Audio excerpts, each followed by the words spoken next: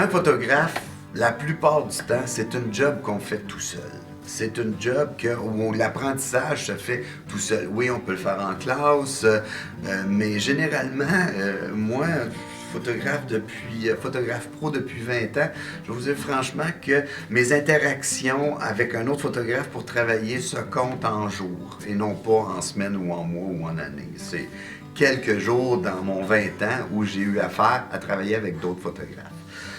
Et puis, je voudrais te parler ce matin de ma première expérience, de mon premier photographe professionnel que j'ai rencontré. Puis ce photographe-là, je ne l'ai jamais revu, je l'ai vu 2 fois.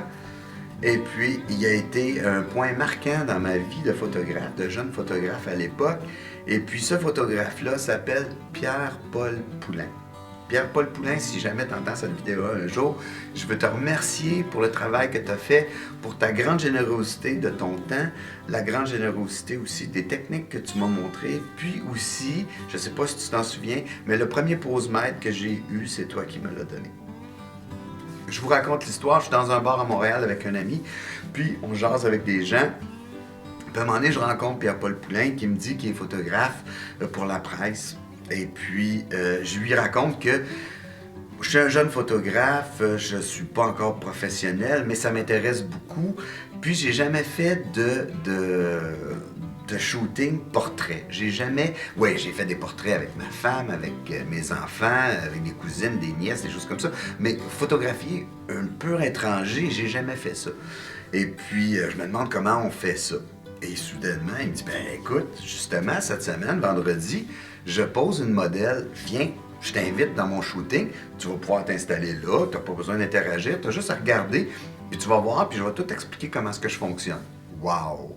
Fait que le vendredi en question, j'étais chez lui, à heure dite, et il m'expliquait un petit peu comment est-ce qu'il faisait le setup, comment est-ce qu'il a monté son studio, quel genre de photos il va faire aujourd'hui, quel modèle qu'il a engagé. Et puis on attend le modèle, et on attend le modèle, et on attend le modèle, et on appelle le modèle, on pogne le répondeur du modèle, et le modèle ne répond pas. Finalement, j'ai eu droit à mon premier no-show. Le modèle ne s'est jamais présenté. C'est un rappel pour la vidéo numéro 2 où on va parler de no-show pour régler ça dans votre vie. Mais on vit mon premier no-show, je l'ai vécu avec un autre photographe. Fait que j'étais un petit peu désolé parce que je m'en venais voir un shooting. Finalement, je ne l'aurais pas. Tu sais, je pars de Saint-Eustache pour me venir dans le centre-ville de Montréal pour pouvoir voir ça, expérimenter ça, puis ça marche pas. Heureusement, quelques minutes après, sa fille arrive dans le studio. Sa fille, c'est une belle jeune adolescente d'une quinzaine d'années. Et il réussit à la convaincre de, écoute, j'attendais un modèle, puis j'ai un photographe ici. Tu veux-tu être notre modèle pour 15 minutes, un tout petit un petit photoshoot?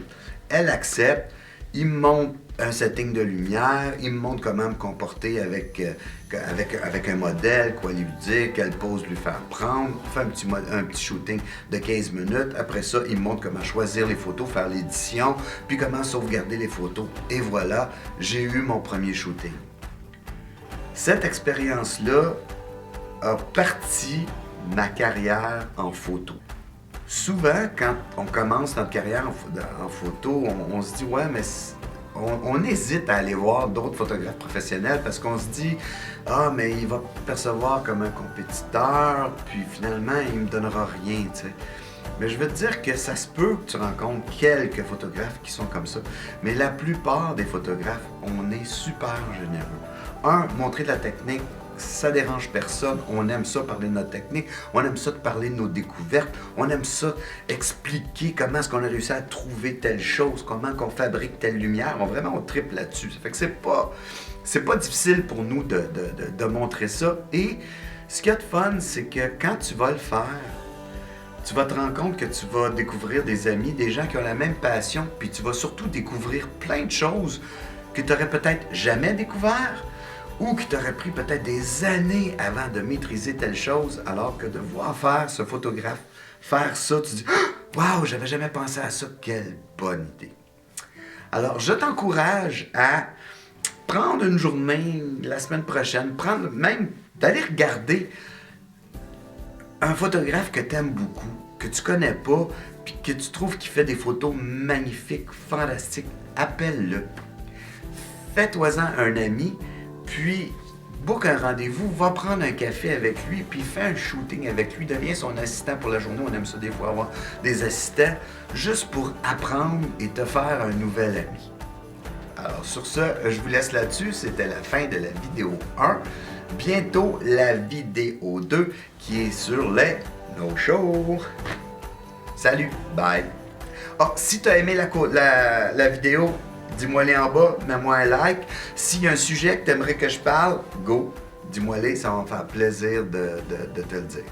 Fais attention à toi, ciao, à bientôt.